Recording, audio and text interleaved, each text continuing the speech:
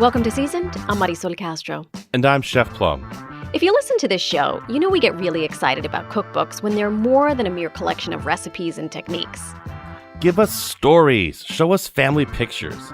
We want to get to know the cooks behind the cookbooks. Ahead this hour, Joanne Lee Molinaro is our guest. Joanne is the content creator and writer known as the Korean Vegan. She's been sharing stories about food, family, and culture since she started a blog back in 2016.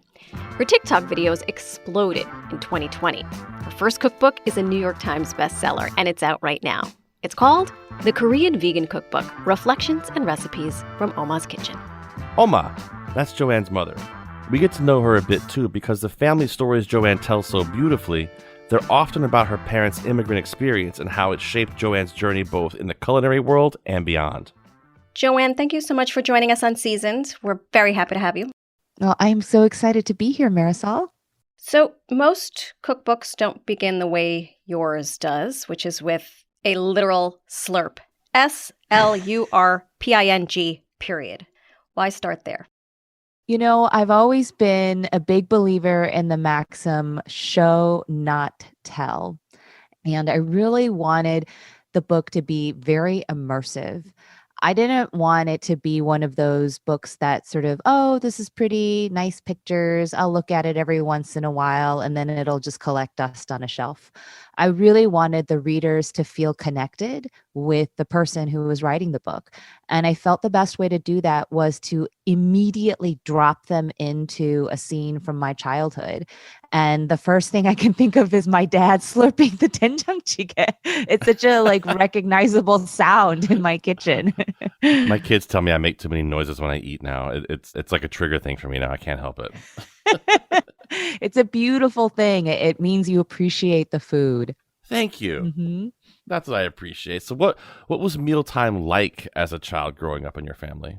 Mealtime was very strict, actually, like many of the things from my childhood. My parents demanded that we have mealtime every day. I was not allowed to skip from mealtime. I was not allowed to say, oh, I have too much homework or something like that. I had to come every single day to the dinner table. But we didn't talk very much. I remember growing up, I used to watch Family Ties. That was my favorite show on TV. I was in love with Alex P. Keaton. And I was like, oh, they're so loud during dinner. They talk, they talk about what they did that day. They fight sometimes, they argue. And we never did any of that at the dinner table. We just ate, then we got our business done, cleaned up, and then went back to what we were doing. What do you attribute that to? The fact that there was no, tell me about your day. What was your high? What was your low? What do you attribute the non-communication way of communicating to? I think there are a lot of things, actually, Marisol. I mean, some of it is, of course, language barrier.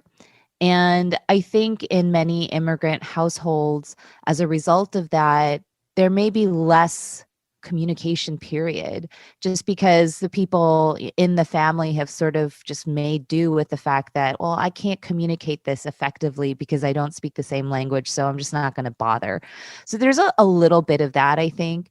I think the other thing is, for my parents and for my grandmother, who was often at that dinner table, who prepared the dinner in many cases, eating is very serious. It is not like a jokey thing. It's can be a pleasurable thing, but fundamentally it's a survival thing. It's a very serious thing. And I think that was the way it was taught to me. Even at breakfast, if I didn't finish every last drop of food, I was not allowed to leave the table. I couldn't go to school. I would be late. I would miss the bus because I didn't drink every last drop of milk or have my hot dog or whatever it was that my grandma made for breakfast. It was a very serious thing because for them, the notion of skipping a meal or not eating everything was completely offensive. It's like we grew up with no food. Now we have food. You better eat it. So instead of viewing it as a time of, fellowship, merely fellowship and getting together, it was also almost like a job. I grew up down south, and it was the same thing. You got to eat everything off your plate. No one leaves the table. You have to eat every little green bean, or if there's a tiny little bit of broccoli, you better eat it all. Absolutely. And I would sometimes fight with my grandma. Like, I don't want to drink all this milk. I don't need it. And my grandmother was a very tough lady. She was a single mom for most of her life. And, she grew up right after the war, taking care of her children. So she would brook very little nonsense from her tiny little American daughter. Like, eat your food right now. All these immigrant stories are so fascinating to me. And I wonder how you take that experience or how you've taken that experience at the breakfast, lunch, or dinner table with your family and sort of evolve from that in terms of your own eating, which I'm attempting to lay down the path for how we get to that experience to the Korean vegan. That's a really good question.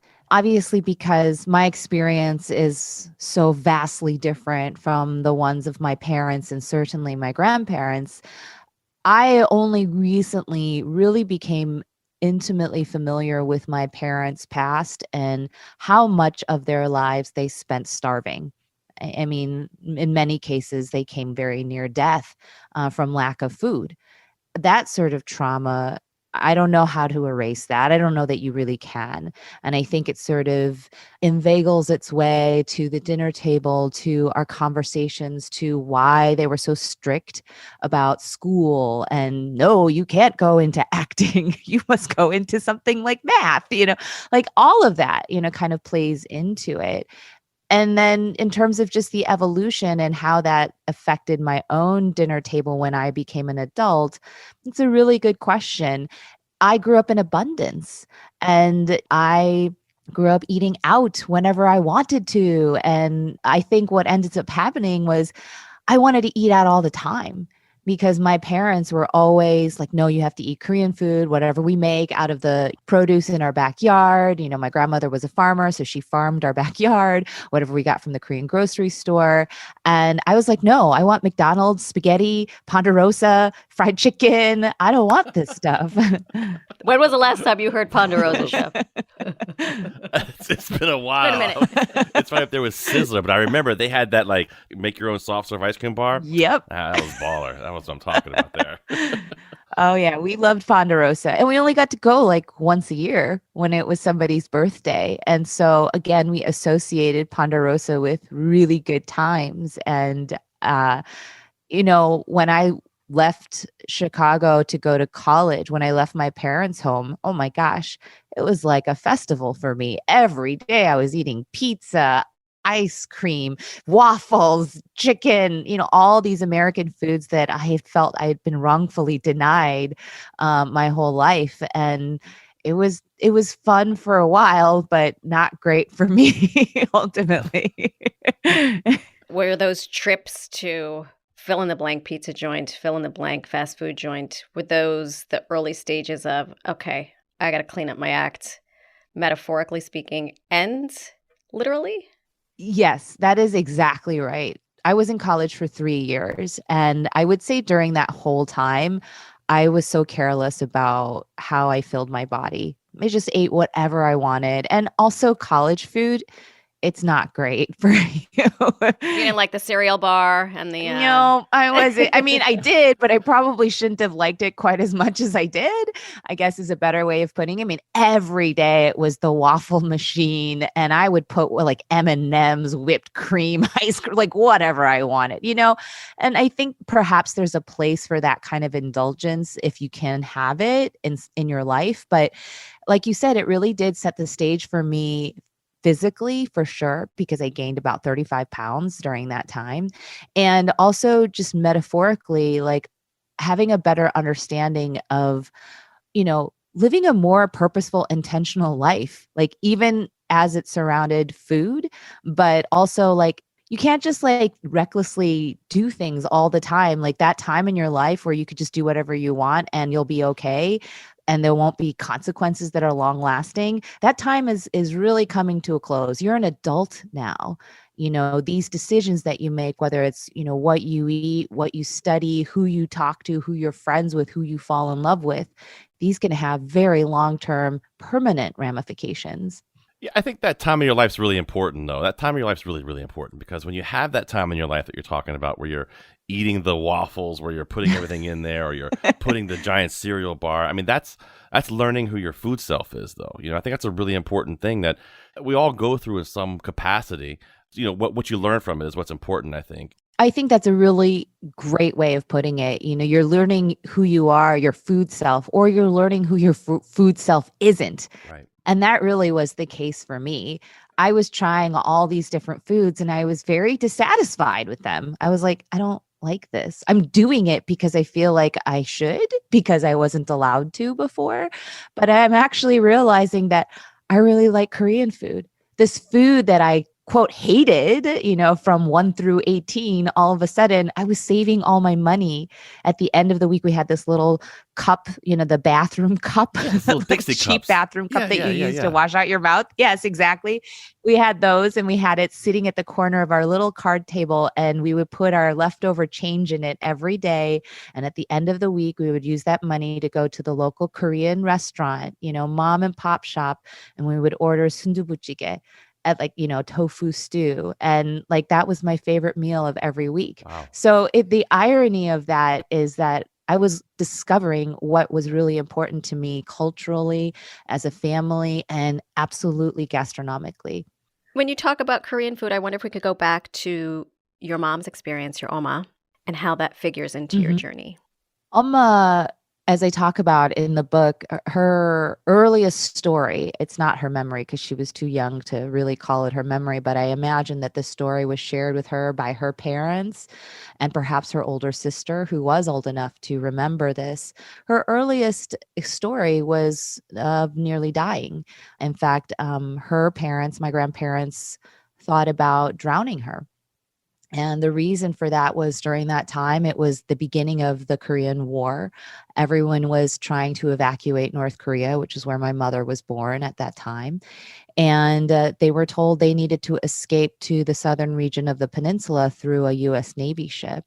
Unfortunately, it took 2 weeks to get there from where they lived. And by that time, walking for 2 weeks with 2 babies, my mother being one of them, she had no food, they had no water, and she was dying.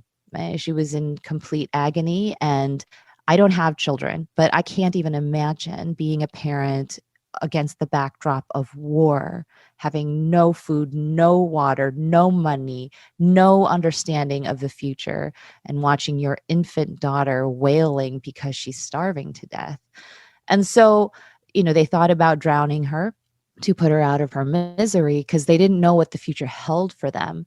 But luckily, an American soldier saw that my mother was screaming on that Navy ship and gave her a Hershey bar.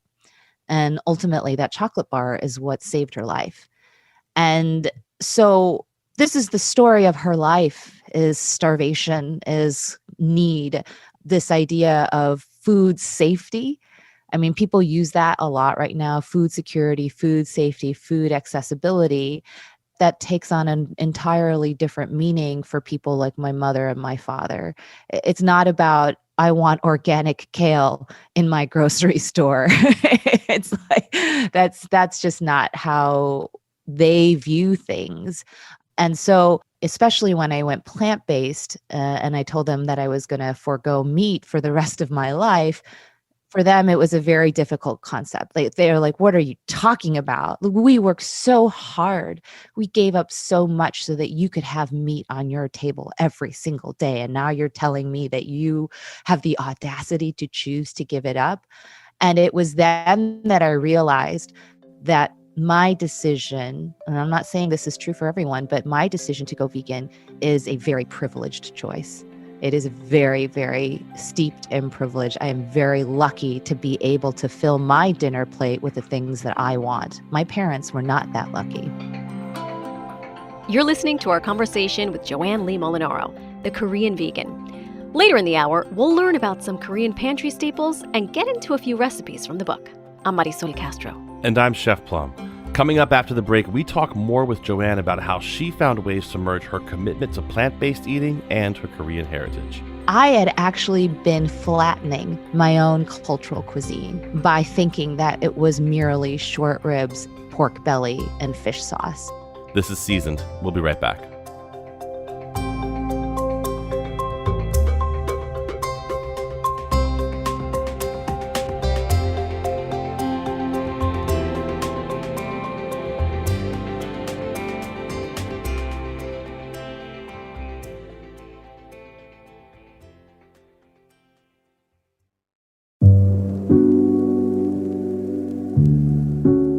Welcome back to Seasoned. I'm Marisol Castro. And I'm Chef Plum. We're spending the hour with Joanne Lee Molinaro. She's built quite a community of fans and followers online where she's known as the Korean Vegan. Her first cookbook is out right now. It's called, appropriately, The Korean Vegan Cookbook. Earlier, Joanne shared what it was like growing up on Korean food, indulging in an American diet as a college student, and rediscovering her cultural cuisine as an adult. Love, it turns out, inspired her to embrace veganism. If it sounded as though she had to come out as a vegan to her parents, she kind of did. When I told my mom that I was going plant-based, her immediate reaction was, no, you need animal protein. Like, you need animal protein to be strong and to survive and things like that. She wasn't hostile about it. From her perspective, though, it was just like, you can't do that. That's not safe for you. We did everything we could to make sure that you would be strong and that you would live a long life. Why would you choose to do something that's so antithetical to that? And this is coming from a health professional. And she's a nurse her whole life. And she understands the dangers of meat and fat and saturated fats, cholesterol, all of those things. Right. And yet she's saying, no, you need animal protein. But how did you embrace veganism? Like, what made you make the turn? I embrace veganism for a very silly reason. Really, it's like because my then boyfriend wanted to go vegan, and I was like, okay. I really didn't want to. I was paleo at the time, which is basically the exact opposite. I believed in high fat, high animal protein, low carb. I thought that was the path to health. And I thought this vegan thing was the path to no health. Like, that's what I thought. So, when my boyfriend, he's now my husband, was like, no, I want to try this plant-based diet. He had read a book by Rich Roll, who is like his hero. He's an ultra runner. My husband's a very athletic runner. And he thought that going plant-based would help him with his athletic goals and then also ensure a longer life. His father had just passed away from autoimmune disease, and he was worried that perhaps he was headed down the same path. I didn't want to join him. I didn't think that it was possible for me to be Korean and to be vegan at the same time. Like kimchi, fish sauce, pork belly. I was like, I don't think so. But it became clear pretty quickly into his exploration of the diet that A, it was not a phase, and B, if I didn't join him, it would create a wedge between us that would make things very difficult for us to sustain a relationship. Wow. So ultimately I was like, fine, it's not gonna kill me. I'll try it. And that's what happened. My chef brain goes, wait a minute, Korean food, like, I mean, I don't think of vegan food being Korean. Like, it just doesn't click in my brain, Yep. Yep. I mean, I love Korean short ribs. Like, what are we talking about? I had the same problem. It's interesting because you both bring this up that for me, I think of indigenous people. I think, Joanne, that my family's from Puerto Rico, and there has been this massive vegan movement in Puerto Rico. And you think about that food, pernil, chicken. I mean, it's heavy, heavy animal protein. And yet there is this, vegan movement across the island and throughout the Caribbean. Mm-hmm. And I wonder if you could speak to that a little bit about, it's such a strange dichotomy to embrace your culture, right? Embrace your being Korean, embrace my being Puerto Rican, and not lose sight of the fact that I can still be in this culture and choose to lead a different way of life. Because let's face it, if you're vegan, that is a way of life. You're not just altering your diet. How do you maintain that integrity and stay true to those two things? Are the two things mutually exclusive? Because I try explaining this to my 85-year-old mother, and she's like, ¿Qué? These people don't eat carne? What is that? And I'm like, yes. Yeah. And she thinks, she thinks they're crazy. At first blush, it does sound crazy. But I think if you do a little bit of digging, you'll realize that most cuisines are heavily vegetable centric. They may be relegated to a side dish or as a garnish or as something that provides texture or things like that. But for example, in Korean cuisine, it's like 80% vegetables. Pickled vegetables, cured vegetables, sauteed vegetables. Chinese food is very similar to that. I mean, Chinese food, they know how to cook vegetables better than anybody, I feel like. And so my grandmother was a farmer. Our yard was corn, squash, perilla leaves, peppers, tomatoes. I mean, all totally 100% vegan. And all of these sauces, soy sauce is vegan. The barbecue sauce that you're putting on those short ribs is likely vegan. I mean, it's made out of soy, it's made out of garlic. You know, we love our garlic in Korean cuisine. Kimchi, take out that fish sauce and it's vegan. And so for me, I discovered that I had actually been flattening my own cultural cuisine by thinking that it was merely short ribs, pork belly, and fish sauce. There's so much more to Korean food, and I suspect many other cultural cuisines than sort of the top three things you think of on YouTube when you Google that food. You know, there's just more to it. I actually was really tickled. My mother sent me a link to a YouTube video that was about me, not by me, but that was about this girl from America who is, you know, making Korean food without meat for American people. And it was a, you know, couple of popular Korean YouTubers, and they were so proud of me. Oh, look at this Korean American. She's showing American people how delicious Korean food is. And yeah, it makes total sense that she's vegan and that there's no meat in this, because Korean food, generally, you don't actually eat a lot of meat. That's for special occasions. It's for birthdays. It's for graduations. It's not really meant to be eaten every day. It's the kimchis and the muchims and the jigaes that are not meat centric that are eaten every day. If you're not Korean yourself, which, you know, to be honest, I'm Korean American, and there is a distance between Korean and Korean American. And so a lot of my understanding of what Korean food is when I wasn't taking it for granted in my own home is a function of what I see in a menu at a restaurant. And people go to restaurants for special occasions, even in America still, but certainly in other countries, restaurant going is still like Ponderosa for us. It was a special occasion thing, you know? And when you see a menu, it's going to be full of those things that people want to eat during special occasions. We would always go to these restaurants. And when I went with non-Korean people to a Korean restaurant, they would always order bibimbap. I was like, why are you ordering bibimbap? This is what we eat every day at home.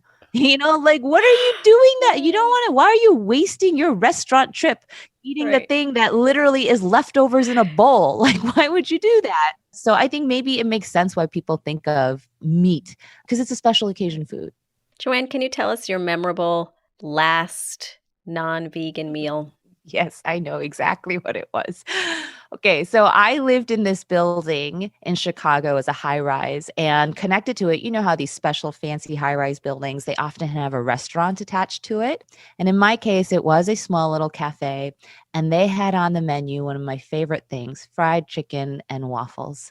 And I will admit, I'm a big fried chicken lover. I was before I went vegan. And I remember my boyfriend was not with me at the time. And I was like, oh, I can have a fried chicken sandwich. Or I can get this, you know, waffle and fried chickens. He's not here. I'll eat it. Nobody needs to know. It's just me. And so I remember I walked in there. I was table for one. I ordered my fried chicken and waffles. I enjoyed it. It went very quickly. And then I went back up to my apartment, and that was that. And I remember thinking to myself, to be honest, that was really, really good. But wow, 5 minutes, maybe 10 of enjoying this. Ultimately, I don't know that it was like worth it. 2 weeks later, when I was walking back to my apartment, I smelled the chicken and I was like, oh my God, that's so good. Maybe I can just have another one. And I remembered thinking, no, Like I now know what goes into making that dish Right, and right. giving me that pleasure for 5 minutes. I'm like, I don't think it's worth it anymore. The same feeling I have, Marisol, when I'm having a weak moment in traveling and I stop and grab a Whopper with cheese. It's delicious for 5 minutes, but then I'm like, God, why did I do that? That was the worst decision I ever made. Yeah. In 2019, you visit a woman you call the OG Korean vegan. Can you talk about that a little bit? Yeah. So for my birthday, my sister-in-law and her mother, who is very connected to the Korean Buddhist community, they arranged for a meeting with Jeongwan S님. She is Jeongwan. She was featured in the season 3 opener of Chef's Table. She's a very famous Buddhist nun in Korea. She was featured by Eric Ripert, obviously very famous chef here in the United States, as creating some of the most exquisite, delicious food he's ever tasted. And I believe he was, perhaps still is, a practicing Buddhist. And so I got to meet with her. And the lovely thing about Jeongwan S님 is that her veganism, like you had said, Marisol, earlier, it's not just food.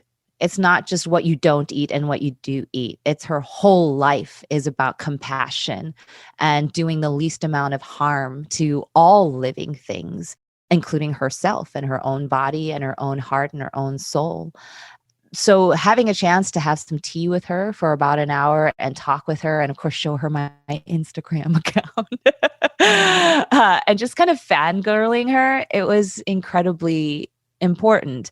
But ultimately, it very much shaped my understanding of what, quote, veganism is and what it should not be, and how very counterproductive gatekeeping compassion can be. That should exist somewhere on a wall, I feel like, that phrase. For real. Compassion is in short order, Yes, unfortunately. it is. And the idea that only certain people can practice it as long as you don't eat this way, or, like veganism must be this. You are not a vegan if you accidentally drop a little bit of honey onto your cereal or even purposefully. It's like, all right, I understand the value of proxies.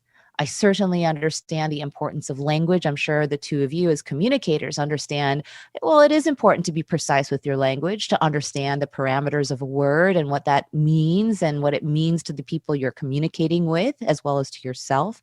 But at a certain point, when it's no longer just a function of making sure you can communicate clearly with people, but more a tool for you to say, you're not in the club, you're not a member of us. You're not as compassionate as I am.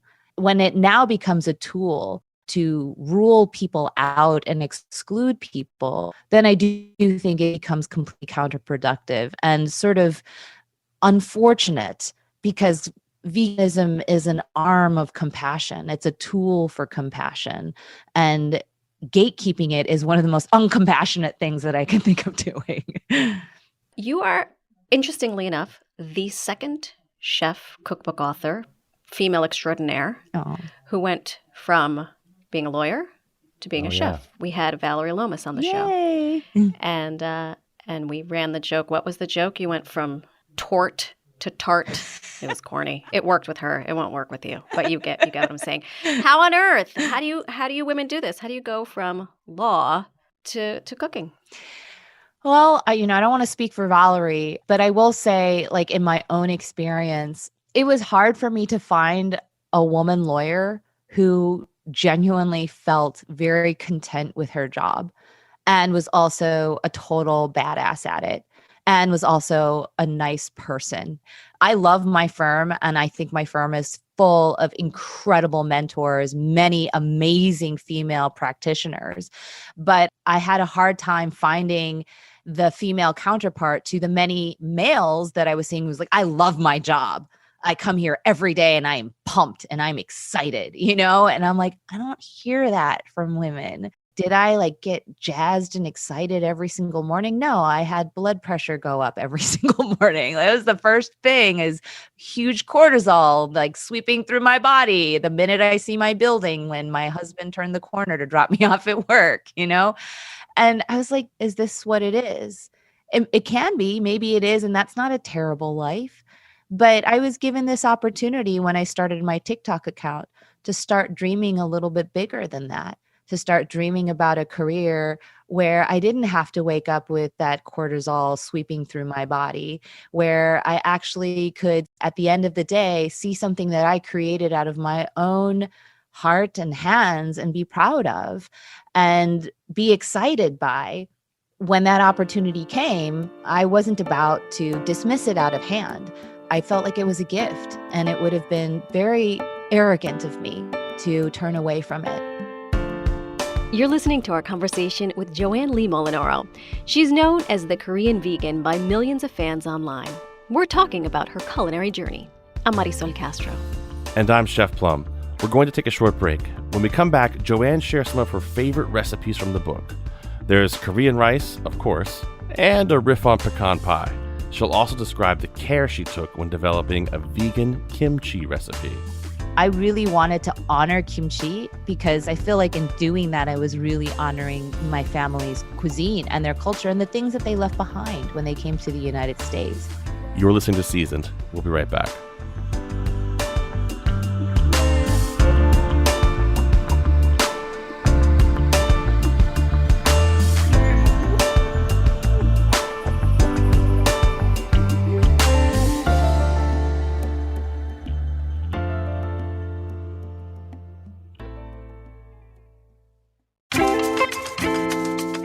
Welcome back to Seasoned. I'm Marisol Castro. And I'm Chef Plum. Our guest this hour is Joanne Lee Molinaro. We're talking about her culinary and online journey as the Korean vegan. Her first cookbook is the Korean Vegan Cookbook. The book is a culmination of Joanne's Korean-American identity and her commitment to plant-based eating. Now, you won't find lists of ingredients you can sub in for the traditional Korean spices and sauces called for in Joanne's recipes, and that's deliberate. We asked her about this. I just want to make sure that the food tastes good. Right. Like that's what I care about the most. In order to ensure that, short of me being in your kitchen and cooking for you, I'm giving you the information you need, which is number one, here are the ingredients, but also number two, look, I understand that these ingredients may not be as easily accessible as paprika, but if you try and sub in paprika for gochugaru, it's not going to taste good or it will taste very different. But we all have Amazon now. You can get most of these ingredients from Amazon in 2 days. All this talk about paprika and It's gochugaru. gochugaru. Mhm. What are the staples of the Korean pantry? Yes, gochugaru is a big one. And I say that one because I know it's a little bit more difficult to get. They don't generally sell that at Western grocery stores. You do need to get it online or you need to get it at an Asian grocery store. Gochugaru is Korean pepper powder. So you take Korean chilies and you dry them and then you pulverize them. So it's just like a spice. And it's very similar to paprika in both texture and perhaps a little bit in flavor because paprika is, red bell pepper, right? And then, gochujang is the sauce counterpart. So it's like a paste. It looks a lot like tomato paste and it has that sort of same rich umami, but it's spicy. It's a little bit sweet. And then it's also got that funkiness because of the fermented soybean. And then you have doenjang, which is, straight up fermented soybean paste. It's a lot like miso, but it's more intense. And then you also have soy sauce and a variety of different kinds of soy sauces. Those are like the basic staples of my pantry. And many of them you absolutely can get at your Western grocery stores, but some of them you can't. And some of them, even if you can, you're not necessarily getting the best soy sauce. You're not getting the best gochujang if you get it from the Western one. Well, you talk about soy sauce being deeply misunderstood. Yes. What should home cooks know about soy sauce and how to use it to its best effect? Unfortunately, I think some people have assumed that soy is bad for you, like it's just plain a bad food for you. And I just thousands and thousands of years of Asian cooking and their health beg to differ. And so when it's prepared the right way, when you're not using highly processed soy, which unfortunately does tend to prevail in the United States, but when you're using organic soy, non-GMO soy, when it's fermented, Mm-hmm. that's the key. When it has been fermented and gone through through that sort of curing, almost purifying process, it becomes an entirely different product in my view. The other thing is in Korean cuisine and in many cultures, many Asian cultures, there's like 100 different kinds of soy sauces. It's not just like that thing that you get that you dribble all over your sushi in a Japanese restaurant. There's like so many different kinds. Some are used for making more sauces. Some are used for making stews. Some are used for stir fries. Some are used, for injecting into your protein. There's lots of different kinds and they have different uses. Yeah. The kind that I use almost all the time is the one for stews because I love to make Korean stews. So I go through those like a bottle a week. And while we're talking about ingredients, we also got to talk about dried mushrooms a little bit because for a vegan, that's a great way to get a lot of flavor pretty quick. Absolutely. And you would know this better than most people, Chef, is that, there are like a bajillion different kinds of mushrooms out there too. Yeah. I mean, and each one does provide different kind and different intensity of flavor. For example, like dry porcini mushrooms are so great for creating a very dynamic broth. I feel like shiitake mushrooms create a sense of intense earthiness as well, whether you're using them in your stock or your sauce or, chopping up the reconstituted versions for your stir fry. Mushrooms, again, I mean, I always have like 7 bags of dried mushrooms in my pantry. I like to keep a variety of them, but my go-tos are definitely the shiitake mushrooms just because I love their earthiness and their meatiness. Can we talk about the basics? Yeah. Where it all starts. Like I knew that my target audience probably had not cooked a lot of Korean food before and may not have cooked, period. And so I wanted to start with what I called like, hey, like if you can master these things, you're like so already well on your way towards having what I thought was a very traditional Korean meal experience, at least as I understood it from growing up. And so, of course, you're going to start with rice because like rice is the satellite, of every meal. I mean, other than noodles, when you're having like, what Korean people view as Chinese noodles, you start with rice. And then you have your panchans and you have your all the things. But I started with the rice because, that fight that I talk about in the introduction to the rice recipe with my dad, how he like had a meltdown because I didn't cook the rice well. I mean, that's very understandable because in Korean culture, like rice is survival. Rice means you live and you don't die. So when you F up the rice, it's offensive. I have a very dear friend who is also Korean, and she said, if we have a meal without rice, my mother's going to think we're rich. Because she filled us up on rice. That was like the first thing that she gave her growing up because they grew up with nothing. Yep. So let me ply you with rice and then tiny little pieces of protein because that's all they could afford. Wow. Yep. It's funny because rice is one of those things. It's one of the most searched things on the internet when it comes to food and recipes and cooking because so many people, they mess up making rice. I get asked a lot, how do you make your rice so good? And, with my French training, I'm fluffing it and forking it and doing all the proper things to it. But how would it differ, I guess, from like a Korean style rice that you would make compared to like a rice someone would make at their house, just 1-to-1 or 2-to-1? I don't know how other people make it. I know how I was taught to make it and how I ultimately kind of came up with my own sort of preferred mix, if you will. And that's the one that's in the cookbook. Like this is my everyday go-to rice. Although I've recently started adding a little farro to it as well. Great grain. Yeah, I know. I mean, like I've always enjoyed mixed grains. My mom, she's like rice queen. Like she adds like beans and all, like lima beans and soybean. I mean, she does all the things, and her rice is absolutely gorgeous. But that's a little advanced for me, and it requires soaking, which I don't like to do that. And so what I like to do is I like the mix of brown rice and sweet brown rice. They're different textures, they're different colors, and it's really pretty.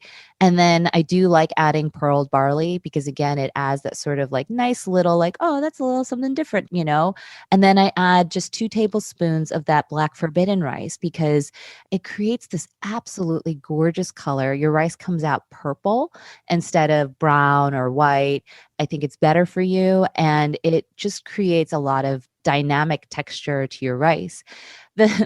The thing that always trips people up with rice is how much water do I put Right. in? And for me, the way that I learned, like I distinctly remember my father showing me, okay, you pour the water in and then you put your hand in the water and then it goes to this part of your hand. And that's when you know you have enough water. Right. There's no measuring cups, like nothing like that. It's like how much of your hand is submerged in the water. That's how you do it.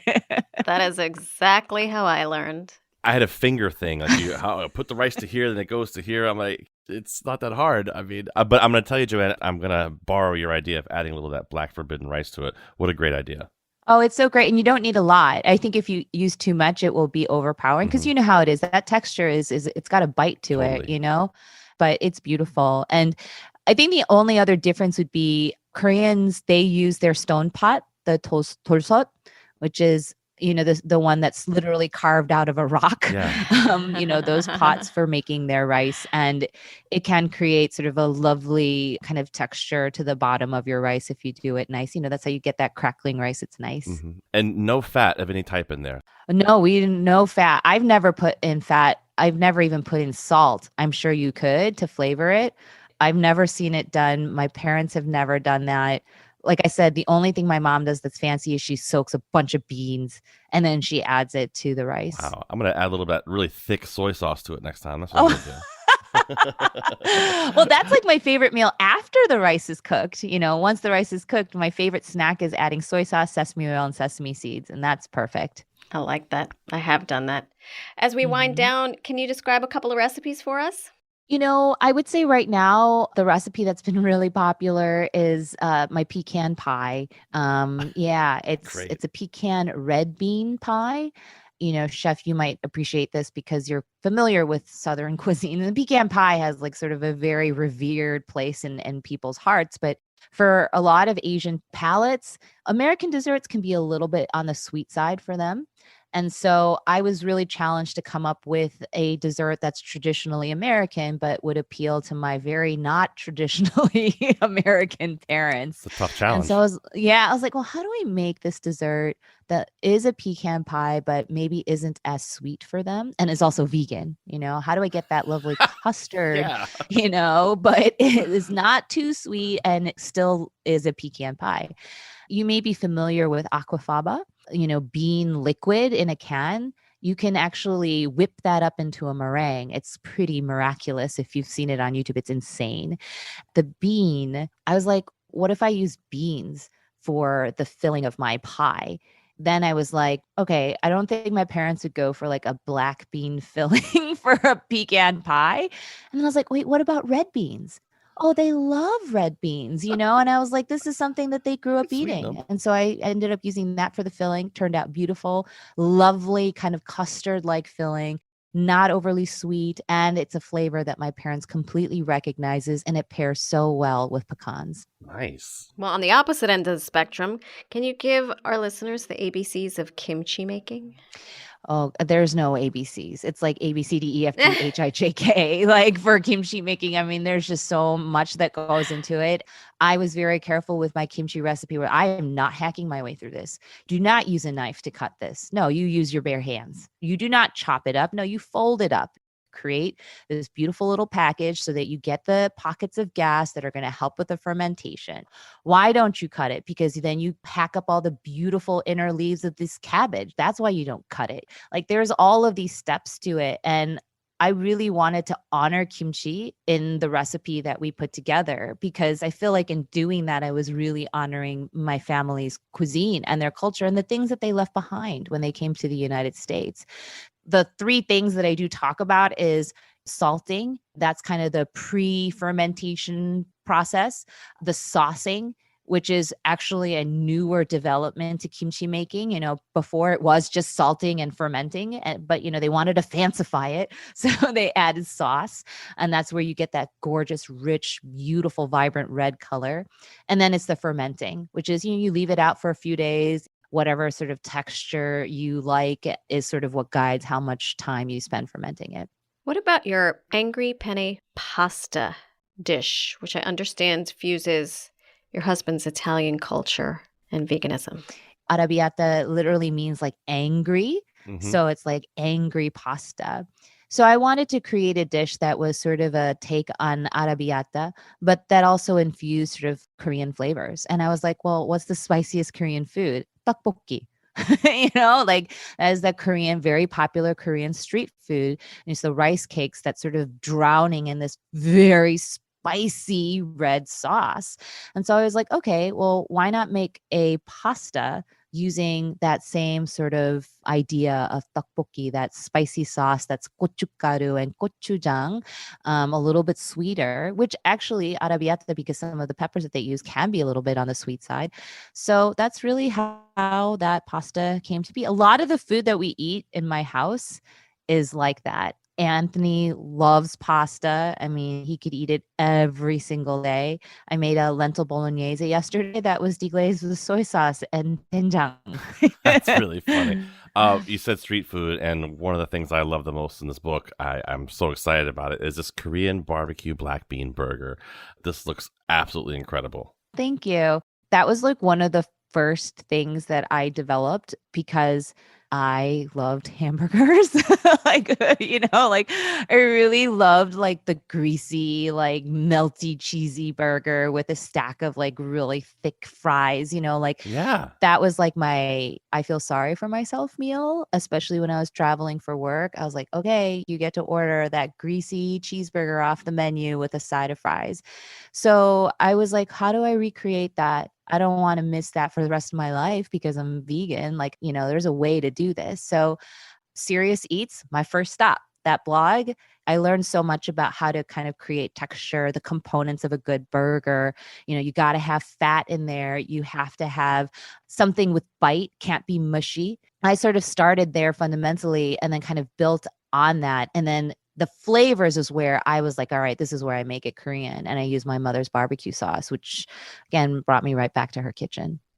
And we're sort of right back to where we started. And I wonder if right before we go, you have a prolific presence online and you are the antithesis of all the toxicity that is so accessible in social media. A lot of what toxicity represents is a fundamental unwillingness or inability to be honest with ourselves, honest with our pain, honest with our challenges, honest with our ignorance. It's an unwillingness to be humble, also to really face our anxiety and our fear. I mean, it's like all of that kind of wrapped into it. Toxicity is, I think, at bottom, a response to fear. We're afraid of a lot of different things, of not living up to the expectations of our parents, of ourselves, of the world. We're afraid of being alone. We're afraid of being unloved. And toxicity is a way of coping with that. And it's a terrible way of doing it. But unfortunately, it's the easy way. And so what I try to do in the messaging in the Korean Vegan, whether it's in my cookbook or in my social media posts, is to continue to point the finger at you, but not in a negative way, like you're to blame, but more like you have the power. You have the power to change these things in your life that you're unhappy about or that are making you sad or that are making you feel alone. I'm not saying that you're going to eradicate these things from your life, but you have the power to rise above it and make a difference in your own life, in your family's lives, and in the lives of everyone around you. I feel like that has to be the answer to what we're all going through right now. That was the Korean vegan Joanne Lee Molinaro. Find her online, everywhere. She's at the Korean Vegan. And want to try some of that yummy sounding riff on a classic pecan pie? The recipe's on our site. Joanne also shared a recipe for her version of grilled steak. Of course, it's using shiitake mushrooms and Joanne's mother's Korean barbecue sauce. You'll want to slather that on everything. Visit ctpublic.org/recipes. I'm Marisol Castro. And I'm Chef Plum. Season is produced by Robyn Doyon-Aitken and Catie Talarski. Thanks for listening, everybody. See you next week.